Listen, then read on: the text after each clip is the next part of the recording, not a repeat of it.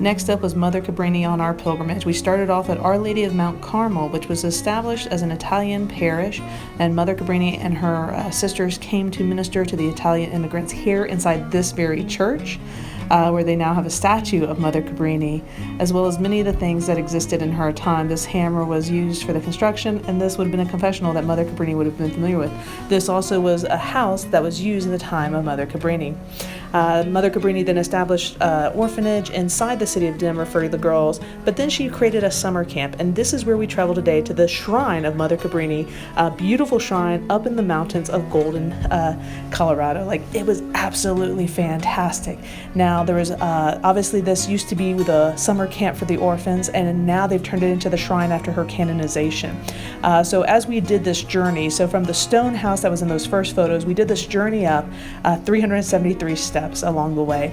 On the way, they have the Stations of the Cross where we were able to stop and meditate as we're literally climbing up the mountains. We're going to go to the highest peak that was on the property owned by Mother Cabrini and the sisters, the missionary sisters of the Sacred Heart.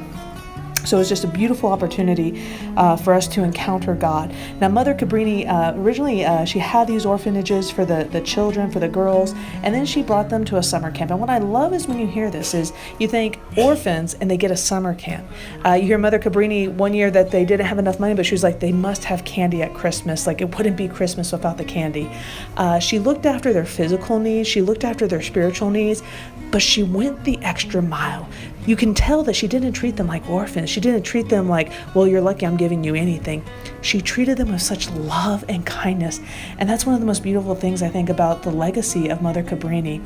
And so as you make the 373-foot climb, you have the Stations of the Cross. Then you have 3 of the Mysteries of the Rosary. And when you get to the top, they've now placed this giant 22-foot tall Sacred Heart statue at the very top. Now, underneath it is a statue of Mother Cabrini as well as one of her relics. Then they go and they have the 10 Commandments going around, and what's actually still there is up on the very top of the hill, Mother Cabrini actually had her girls and her sisters help her to build a heart made out of rocks with the cross on top showing the Sacred Heart. And this is now the spot. You can see it. They've put it under glass to protect it for all the years. This is what was made with the hands of Mother Cabrini, and it's right beneath the Sacred Heart statue, so quite beautiful. You can imagine Mother Cabrini and the girls hiking these trails. We got off a little bit on these trails off the 373 steps just to experience a little bit of what Mother Cabrini would have experienced here in the mountains of Denver. It was absolutely a gift. At the shrine, they also have obviously multiple chapels. This is the Grotto chapel where you have a chance to light a candle. You have a chance to offer prayer intentions, which we were able to do. We were really blessed on a day where really everywhere we kind of went, we saw maybe a couple people, but we also were able to be quite alone in our prayer. And with Mother Cabrini, there was something very drawn about this woman. She was a very small woman. Originally, she was rejected from 2 religious congregations because they thought her health was too poor. And in her lifetime, she established 67 different institutions, hospital, orphanages, schools, not only in her own home country of Italy, but here in America where she became a U.S. citizen. Inside the old pump house, they have some relics, second-class relics and artifacts of her, including the cane that she used, and that was the cane that she used to point out, this is where we need to dig for water. God will provide us a spring here, so they would have clean drinking water up at the camp. And just some of her stuff, and you actually see her actual clothing there is on display for you to see. I love how worn her shoes were. That showed you a woman that put on many, many miles. She had over 20 voyages across the ocean. And once again, this is a woman with bad health.